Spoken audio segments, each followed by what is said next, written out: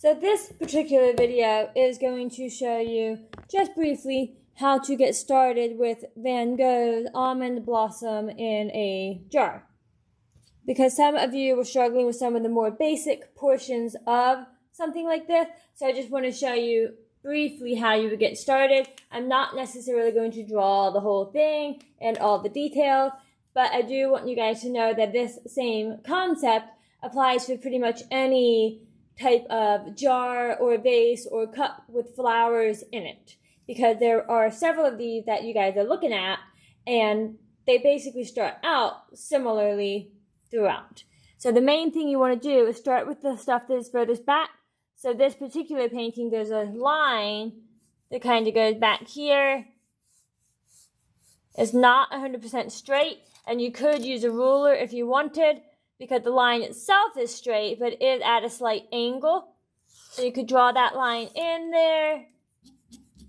Remember to draw it lightly enough so that you can erase if you need to.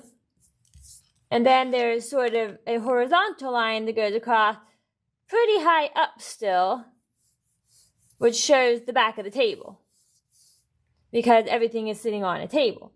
And then there's a book. So I'm going to go ahead and get that drawn in there, because once again, we are going to work from the back towards the front. The book goes off the page here, comes almost to the end of the page here, and then goes across.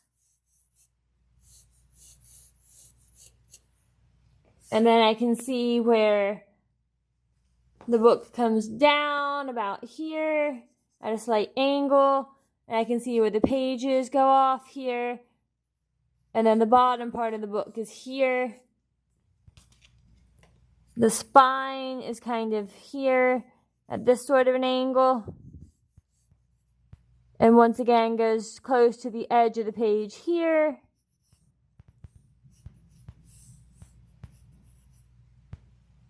It doesn't come quite that far across in the back. So once again, I'm just going to be correcting and erasing as I go. And then I'm going to erase the spot where my horizontal line was behind the book, and erase that back corner of the book that I had put a little too high.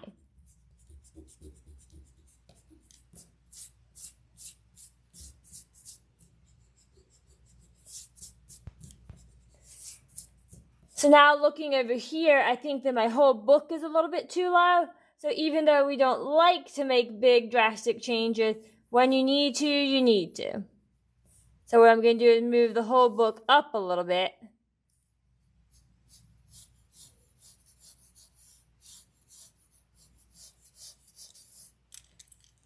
And I'm going to erase the line that was too low.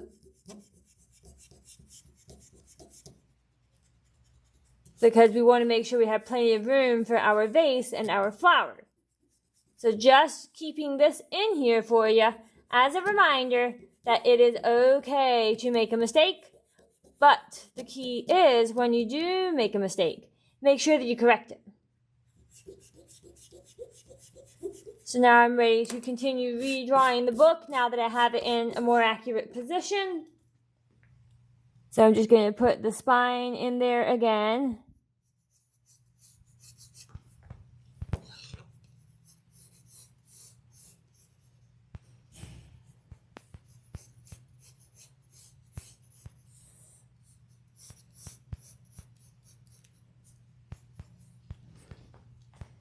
So see, remember where the pages go here. It goes off the page.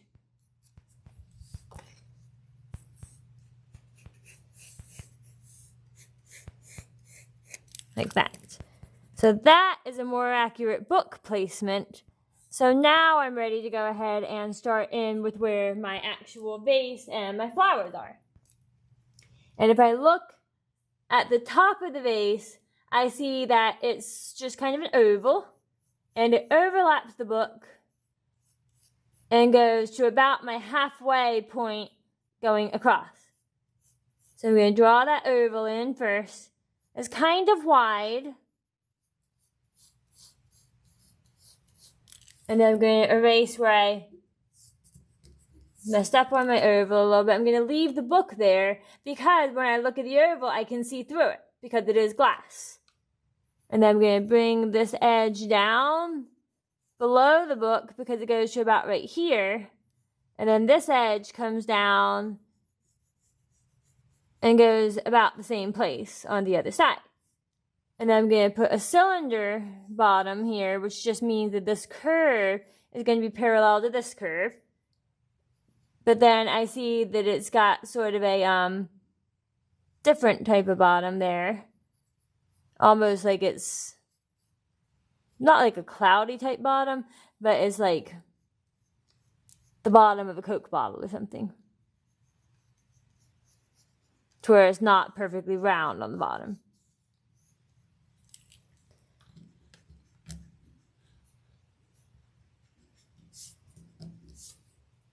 So now this part of the book we don't see, so I'm going to erase that.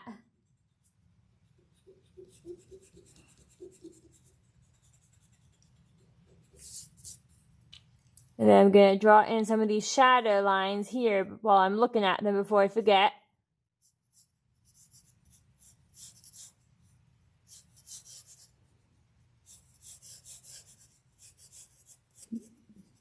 And then the next thing I would be doing would be to draw where that cherry blossom itself is, or almond blossom. I guess it's an almond. And again, I'm going to start with a basic line that just kind of shows where it goes. And then, like I've done with everything else, the next step I would be doing would be to revise it and make sure it's more accurate. So I'm mostly concerned just about getting a generic placement in there at first. Paying attention once again to where everything falls in relation to other parts. Like this curve is above this diagonal line. This sort of straight across part is right in the middle of the book. And then this part kind of just goes up off the page. And then there are some flowers here, some flowers here. And then when I look in this part of the vase, it gets refracted. So I want to make sure that I refract mine as well. And leave sort of spaces, just like he's got. Because we sort of see part of the vase, and then there's like water in here. So we don't see a little bit of the flower. And then there's a bit of a line. And then we see more of the stem going against the edge. And then there's also a white rim here. So I'm going to kind of draw that in. And again, I can see the water here. So I'm going to draw that a little bit.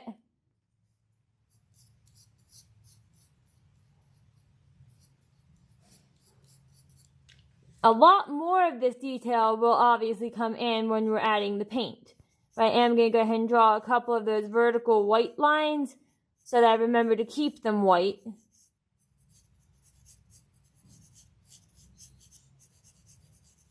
And then I'm going to erase inside of them so that they stay white. And then the next thing I would be doing, once again, would be to zoom in on this section and focus very specifically on exactly where the different parts of this branch go and how they relate to other parts of the drawing itself. Which I'm not going to show you every single step there. You do want to make sure that you look for the shapes that you see in the flowers and in the petal. A lot of times they're just kind of overlapping blobs almost. And it's okay if you feel like that's what you're drawing.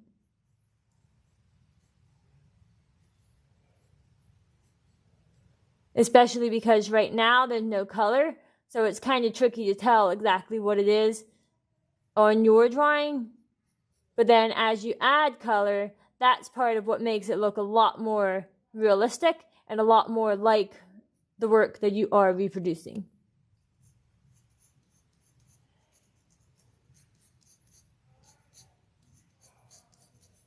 Let's see, this side doesn't really have any flowers. So I'm just going to make sure that I've got the edges accurate.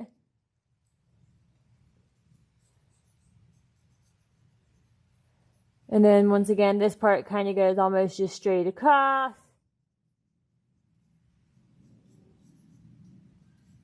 And then there's a lot of flowers on this part, which you're going to start just kind of with little blooms, little blobs, so to speak.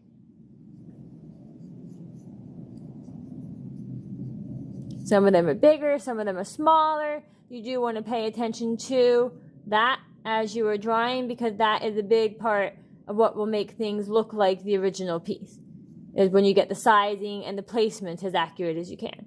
The overlapping, all those things are what you want to make sure you're paying attention to.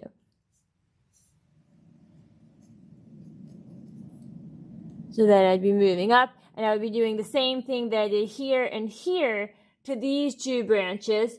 And then just like I've done on all of my other examples, I would be doing a once over once the whole thing is drawn, to just make sure that all of my lines, all of my details are as accurate as I can get them. So just showing you the bottom again, moving on up.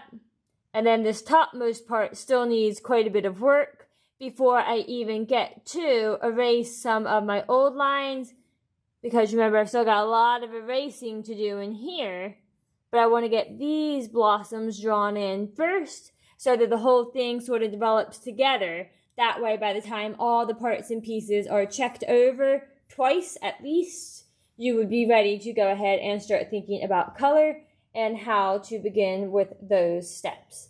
And now I will take pictures of all of these sketches as well and just post them onto Google Classrooms in addition to these videos. That way, whichever way helps you the most, you have access to.